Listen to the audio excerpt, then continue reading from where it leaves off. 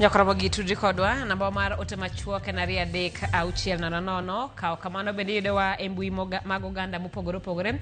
Yudowa kanyo kaka Ramogi TV, mbui kaka YouTube, mbui no mar Facebook, yudo mbui mar Instagram, mbui mar X kaachiel koda mbui mar TikTok. Machiegni nyinga Simfrozo Kinda, jaloko marwa en Liz Otieno.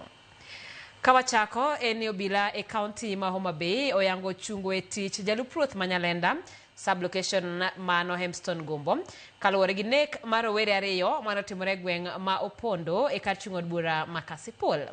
Mae notimore kinde mar rakruok ne obedo e kind johera mag Boyd Were mar ODM kod Philip Aroko ma ok ochung gi duond bura moro amora. Alia Beach ni kod mathoth.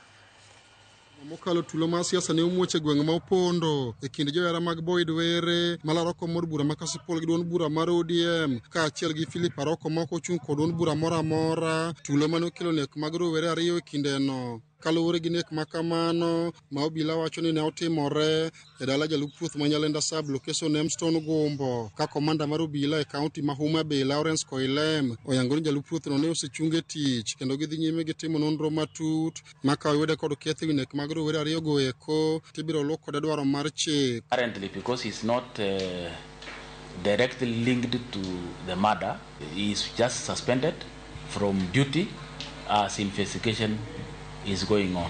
If he is negatively mentioned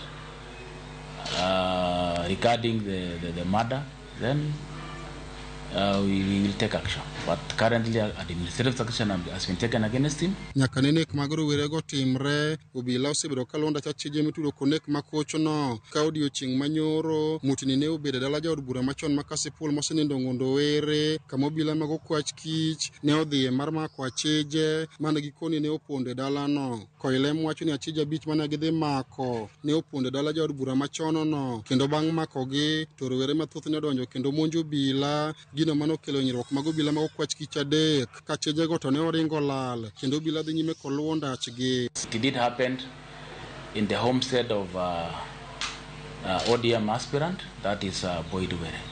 That is where the incident of the arrest, attempting to arrest the suspects, happened yesterday. SAS encountered very harsh resistance from young men who are armed with crude weapons, and in the process some of our officers were injured. Magitimore ka jachung' mar ODM Boyd Were to kwedo apedhe mobila ne otime dalagi ka okoni onge achije mane obuto dalagi kaka obila wachono. Boyd wacho ni obila ne onego oluw chik kendo ne onge tiende mar monjo dalagi mar buogo familia margi. Around 10 police officers barged into our home without any notice, fired gunshots carelessly, without taking into consideration that there were kids in the compound.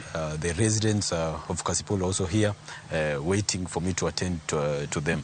Earlier on, we had a meeting at Kosele with the IBC officials, candidates and the security people, including the DCIO.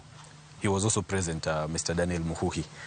After the meeting, before the meeting concluded, now he excused himself before the meeting concluded.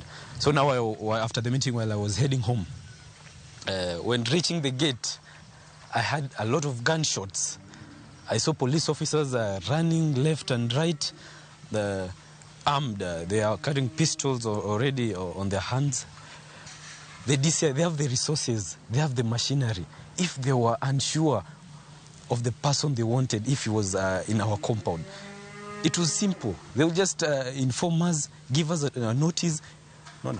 We will allow them to search. Alia Beach, Ramogi TV, Homa Bay.